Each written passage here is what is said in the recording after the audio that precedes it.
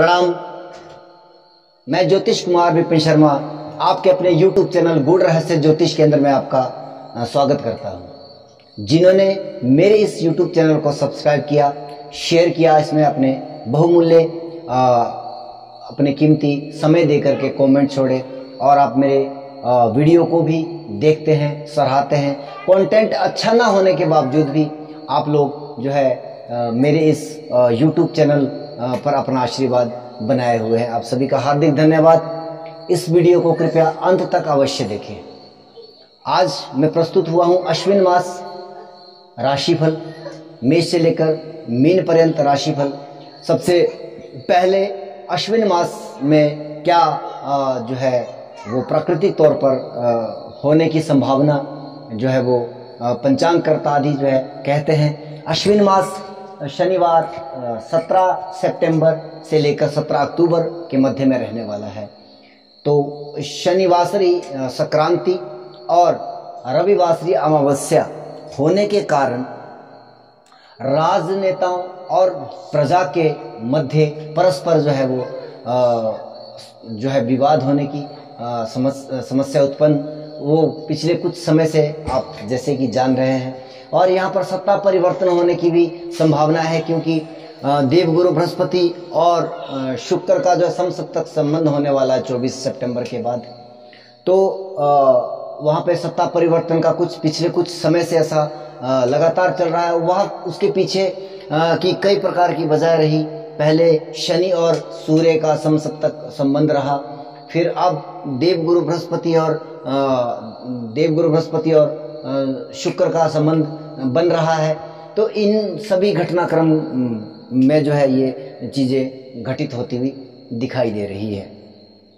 कलिष्ठ रोग आदि की भी संभावना यहाँ पर पंचांग कह रहा है। अब बात करते हैं ग्रहीय गोचर की स्थिति। 4 ग्रहों का पिछले माह के मुताबिक ही संचारण हो रहा है। शनिदेव स्वराशिगत है मकर राशि में वक्री अवस्था में। देवगुरु बृहस्पति भी वक्री अवस्था में अपनी स्वराशि में मीन राशि में संचरण कर रहे हैं। राहु देव मेष राशि में संचरण कर रहे हैं। केतु देव तुला राशि में संचरण कर रहे हैं। बुध और सूर्य जो है वह मास भर जो है वो कन्या राशि में संचरण कर रहे हैं। हालांकि बुध की वह अपनी ही राशि उच्च राशि है। और मंगल जो है वह भी मास पर्यंत जो है लगभग 16 अक्टूबर के दिन जो है उनका राशि परिवर्तन होने जा रहा है। तो इसलिए कह सकते हैं कि उनका प्रभाव वो वृषभ राशि में ही रहने वाला है इस मास। और शुक्र देव जो 24 सितंबर को जो है वह अपनी नीचस्थ राशि कन्या में प्रवेश कर जाएंगे। केवल यहाँ पर मंगल का एक दिन के लिए और शुक्र देव का 24 सितंबर को राशि परिवर्तन हो रहा है। अन्यथा अन्य ग्रहों की स्थिति ज्यों की त्यों बनी हुई है। लेकिन परिस्थितियां इस प्रकार की बन रही है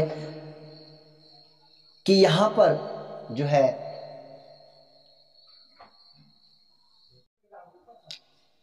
आइए बात करते हैं मकर, कुंभ और मीन राशि के जातकों की। सबसे पहले मकर राशि, यदि आपका जन्मकालीन कुंडली में चंद्रमा जो है वो 10 नंबर पर है तो आपकी मकर राशि है। आइए अश्विन मास में आपके गोचरीय व्यवस्था ग्रहों की स्थिति क्या कह रही है। आपके लग्नस्थ है, वक्री अवस्था में है। तृतीयेश देवगुरु बृहस्पति तृतीय भाव में, वह भी वक्री अवस्था में है। चतुर्थ भाव में राहुदेव, आपके मंगल देव पंचम भाव में, अष्टम भाव में शुक्र देव 24 सितंबर तक। उसके बाद ये भी भाग्य स्थान पर आ जाएंगे। भाग्येश बुध देव भाग्यस्थान में उच्चस्थ स्थिति में, अष्टमेश सूर्य के साथ केतु देव आपके दशम भाव में संचार कर रहे हैं। यूं तो ऑल ओवर अगर परिस्थितियां देखी जाए तो यहाँ पर आपका अष्टम भाव काफी ज्यादा जो है वो प्रभावी दिखाई दे रहा है। एक तो यहाँ पर अगर हम देखें कि आपके जो है मंगल देव की दृष्टि भी यहाँ पर पड़ रही है। भाग्य स्थान पर देव अष्टमेश सूर्य की स्थिति भी यहाँ पर दिखाई दे रही है। दशम भाव में शुक्र देव दशम भाव के स्वामी शुक्र देव जो है और आपके पंचमेश होकर के वह भी अष्टम भाव में संचार कर रहे हैं। और केतु देव का दशम भाव में, यानी कि केतु देव भी कहीं ना कहीं वो रिसर्च रूट्स आदि या गहन जो है अध्ययन की बात करते हैं, गहन विचार की बात करते हैं। हालांकि अन्य व्यवसायों में केतुदेव जो है दशम भाव में अगर बैठे हैं तो कहीं ना कहीं परेशानियां, दिक्कत दे रहे हैं। लेकिन यहाँ पर लाभकारी परिस्थितियाँ केवल उन लोगों के लिए है जो कि उच्चतर शिक्षा प्राप्त कर रहे हैं या हायर लेवल की जो है वो शिक्षा प्रदान कर रहे हैं, या ओकल्ट साइंस है, या आपका ज्योतिषीय क्षेत्र है, अगर ज्योतिष आदि की ये कुंडली है तो ये परिस्थिति बहुत ही शानदार बन करके सामने आ रही है। हाँ, यहाँ पर अगर इंश्योरेंस सेक्टर से आप काम जुड़े हैं तो ये भी आपके लिए एक लाभकारी परिस्थितियाँ ये महीना लेकर के आ रहा है। 24 सितंबर के बाद शुक्र देव आपके भाग्य स्थान पर संचार करेंगे तो कहीं ना कहीं अन्य व्यवसाय के क्षेत्र में भी थोड़ा बहुत लाभकारी परिस्थितियाँ, दशाएं अंतरदशाएं अगर आपकी अनुकूल चल रही है तो आप इसको थोड़ा अधिक लाभ प्राप्त कर सकते हैं, और अगर प्रतिकूल है तो कहीं ना कहीं थोड़ी सी जो है वो समस्याएं यहाँ पर हो सकती है।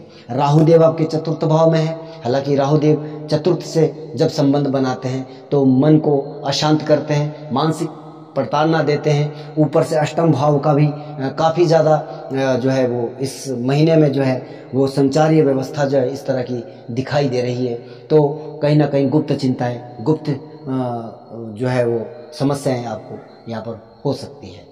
शत्रु भाव का स्वामी बुध देव वो भी उच्च स्थिति में है, तो कहीं ना कहीं बड़े लेवल के शत्रुओं से भी यहाँ पे टकराव होने की स्थितियाँ बन रही है। हालांकि गुरुदेव की दृष्टि भाग्य स्थान पर पड़ रही है, वहाँ पर बुध देव उच्चस्थ स्थिति में है, सूर्य देव यहाँ पर विराजित है। तो कहीं ना कहीं अधिकतर अगर आप अध्यात्म के क्षेत्र में हैं वहाँ पर आपको लाभ प्राप्ति की स्थितियाँ दिखाई दे रही है। लगन में वक्री अवस्था में शनिदेव स्वराशिगत हैं।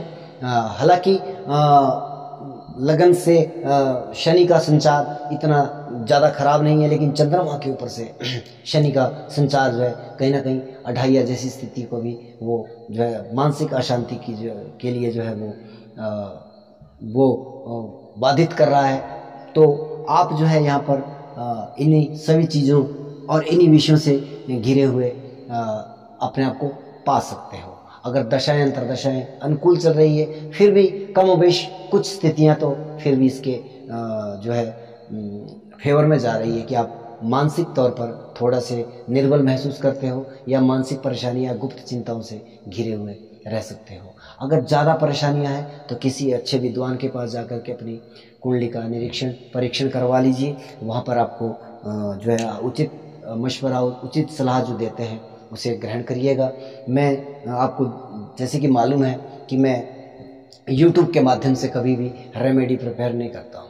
मैंने रेमेडियल पार्ट एक वीडियो सेशन बनाया था कि किन किन चीज़ों के लिए हमें क्या क्या विशेष रेमेडियाँ करनी चाहिए, तो वो उन वीडियो को भी आप देख सकते हो अगर कोई इस तरह की परिस्थितियाँ आपको दिखाई दे रही है। आइए बात करते हैं कुंभ राशि के जातकों की। अगर चंद्रमा आपके नेटल चार्ट में, आपके जन्मकालीन कुंडली में 11 नंबर पर हैं तो आपकी कुंभ राशि है। सबसे पहले विचार करते हैं कि कौन कौन सा ग्रह किस किस भाव से आपका संचार कर रहा है इस महीने, अश्विन मास में किस तरह की परिस्थितियां रहने वाली है। आपकी राशि हालांकि स्वराशिगत है लेकिन फिर भी जो है वो द्वादश भाव में संचार करेंगे मास पर्यंत।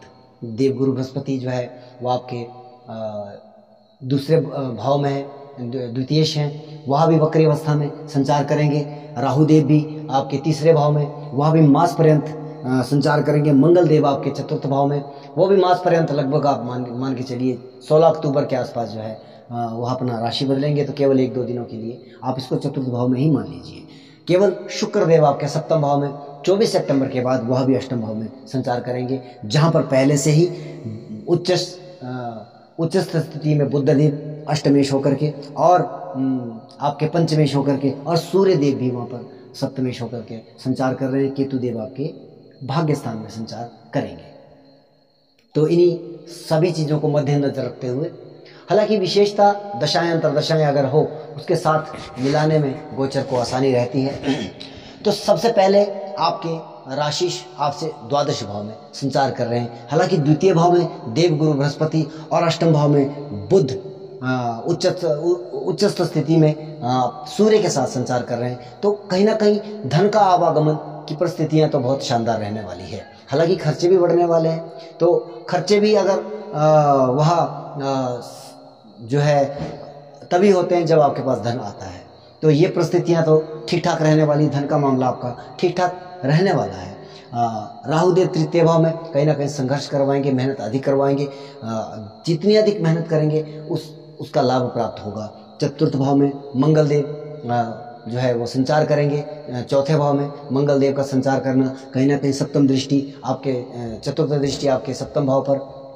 तो यहाँ पर जो है वैवाहिक जीवन में कहीं ना कहीं थोड़ी बहुत परेशानियाँ 24 सितंबर के बाद ज़्यादातर रह सकती है, क्योंकि जब तक भाग्येश आपके भाग्य सप्तम भाव में संचार कर रहे हैं तब तक परिस्थितियाँ ठीक ठाक रहने वाली है। उसके बाद जो है शुक्र देव जो 24 सितंबर के बाद जो है वो मास पर्यंत जो अष्टम भाव से संचार करेंगे।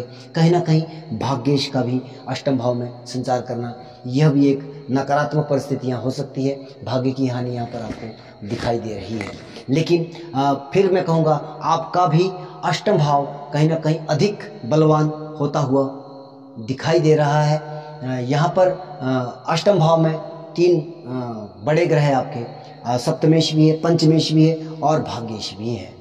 और आपके जो है राशिश भी द्वादश भाव में संचार कर रहे हैं। तो कहीं ना कहीं पूरा का पूरा त्रिकोण का मामला त्रिक भाव से जुड़ा हुआ है। निश्चित तौर पर संघर्ष अधिक होगा।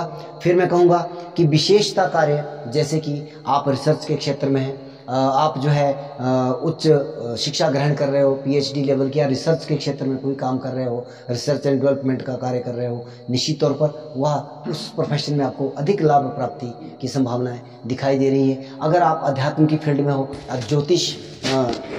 ज्योतिष की फील्ड में हो, या आप इंश्योरेंस सेक्टर से जुड़े हो, यहाँ पर आपको लाभ प्राप्त हो सकता है। हाँ, अगर आप जैसे कि खनिज पदार्थ के कार्य होते हैं, कोयला आदि है, या मतलब जो भूमि में गड़ी हुई चीज़ें जो भी उस कार्य से जुड़े हैं, निश्चित तौर पर यह लाभकारी परिस्थितियाँ हो सकती है।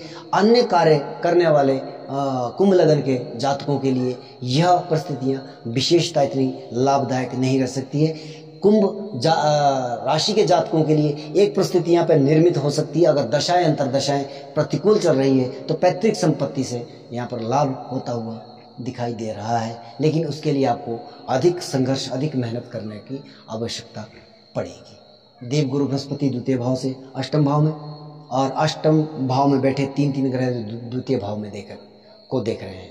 तो कहीं ना कहीं पैतृक संपत्ति से लाभ प्राप्ति की संभावना यहाँ पर दिखाई दे रही है। विशेषता भूमि से जुड़े जो पैतृक संपत्ति है उससे अधिक लाभ प्राप्ति की संभावनाएं दिखाई दे रही है, क्योंकि आपके चतुर्थ भाव में मंगल देव भी संचार कर रहे हैं। बात करते हैं मीन राशि, यानी कि काल पुरुष की कुंडली की अंतिम राशि। अगर आपका चंद्रमा आपकी जन्मकालीन कुंडली में 12 नंबर पर है तो मीन राशि आपकी है। आइए सबसे पहले अश्विन मास में गोचरीय व्यवस्था ग्रहों की किस तरह की रहने वाली है। लगन में ही लग्नेश देवगुरु बृहस्पति जो कि आपके दशमेश में है, वक्री अवस्था में संचार करेंगे मास पर्यंत। दूसरे भाव में राहुदेव, तीसरे भाव में मंगल देव, ये दोनों ग्रह भी मास पर्यंत जो है अब इन्हीं भाव में रहने वाले हैं। केवल मंगल देव जो है वह मास के अंत में 2 दिनों में संचार बदलेंगे। आप उन तीसरे भाव में ही आप इनको मान के चलिए। शुक्र देव आपके 6ठे भाव में अष्टमेश होकर के, और सप्तम भाव में बुध देव और सूर्य देव। बुध आपके सप्तमेश भी है और वह उच्च स्थिति में यहाँ पर जो संचार कर रहे हैं। केतु देव आपके अष्टम भाव से संचार कर रहे हैं, और शनि देव आपके लाभेश होकर के लाभ भाव में संचार कर रहे हैं। यहाँ पर जो ग्रहों की परिस्थितियाँ हैं वो क्या दर्शा रही है। दशाएं अंतरदशाएं अगर आपकी अनुकूल चल रही है, निश्चित तौर पर यह महीना आपके लिए कार्य क्षेत्र के लिए बहुत ही श्रेष्ठ करें। अगर आप व्यवसाय के व्यापारिक गतिविधियों में हो, व्यापार करते हो, निश्चित तौर पर पार्टनरशिप से, या आप स्वतंत्र व्यवसाय करते हैं, उसमें आपको लाभ प्राप्ति की संभावनाएं बन रही है। आपके कर्मेश का लगन में संचार होना और सप्तम भाव जो कि हमारे व्यापार का होता है, पार्टनरशिप का होता है, तो वहाँ पर बुध जो उच्च स्थिति में यहाँ पर जो है वो संचार कर रहे हैं। दूसरे भाव में राहुदेव कहीं ना कहीं, हाँ, अगर राहुदेव दूसरे भाव में होते हैं तो कहीं ना कहीं आपको कई बार वह जो है ऐसे धन की जो है वो सोच या उसमें डालने का प्रयास अवश्य करते हैं, क्योंकि इनके अंदर कुछ ना कुछ शरारती तत्व होते हैं। तो राहुदेव जो है दूसरे भाव में जब संचार कर रहे हैं तो कहीं ना कहीं शॉर्टकट फॉर्म में भी आप धन की अपेक्षाएं कर रहे होंगे इस समय में, लेकिन आप ऐसा करने से बचें। आप मेहनत पर, परिश्रम पर विश्वास करिएगा, क्योंकि द्वितीयेश आपके तीसरे भाव में संचार कर रहे हैं इस महीने, और साफ तौर पर द्वितीयेश का अपने से दूसरे भाव में संचार करना आपके लिए लाभकारी परिस्थितियां निर्मित कर सकता है, लेकिन मेहनत के दम पर संघर्ष अधिक करवाएगा। निश्चित तौर पर मेहनत आपको अधिक करनी पड़ेगी, तब जाके आपको लाभ की परिस्थितियां निर्मित होगी। लेकिन कहीं ना कहीं आपके सप्तम भाव, छठे भाव में शुक्रदेव आपके संचार कर रहे हैं केवल 24 सितंबर तक, और उसके बाद जो है वहाँ आपके सप्तम भाव में संचार करेंगे। लेकिन यहाँ पर सूर्य, शुक्र और बुध की जो स्थिति है आपके वैवाहिक जीवन के लिए कहीं ना कहीं यह एक अच्छा संकेत नहीं है, क्योंकि वैसे भी सूर्य का सप्तम भाव में होना ही और बुध और शुक्र के साथ, तो ये हालांकि यहाँ पर विशेषता क्या है, क्योंकि बुध यहाँ पे उच्च स्थिति में है, तो आप जो है अपने कार्य क्षेत्र की वजह से, आप अपने व्यवसाय की वजह से अपने लाइफ पार्टनर से दूर रह सकते हैं। इस तरह की स्थितियां निर्मित हो रही है। अगर आप जो है अपने लाइफ पार्टनर के साथ ही रह रहे हैं तो कहीं ना कुछ गतिविधियां थोड़ी सी नकारात्मक यहाँ पर दिखाई दे रही है, क्योंकि अब अष्टमेश का संचालन भी आपके सप्तम भाव से हो रहा है। सूर्य आपके छठे भाव के स्वामी है और बुध देव आपके सप्तमेश है, तो अष्टमेश और षष्ठमेश की युति के बीच में सप्तमेश आपका फंसा पड़ा है। तो कहीं ना कहीं यह एक थोड़ा सा वैवाहिक जीवन को लेकर के थोड़ी सी असामान्य स्थितियां निर्मित हो रही है। ऑल ओवर परिस्थितियां जो है लाभेश लाभ भाव में है। कार्य क्षेत्र में निश्चित तौर पर आपको अगर दशाएं अंतरदशाएं अनुकूल है तो अधिक लाभ होगा, अगर प्रतिकूल है तो कम लाभ होगा, लेकिन लाभ अवश्य होगा। तो इन्हीं सब चीज़ों को आप ध्यान रखेंगे। वीडियो को आपने अंत तक देखा, आप मेरे YouTube चैनल को सब्सक्राइब अवश्य करें, इसे शेयर करें, अन्य लोगों तक पहुंचाने का भी कार्य करें। आप सभी का हार्दिक धन्यवाद। जय सिया राम, जय श्री राधे।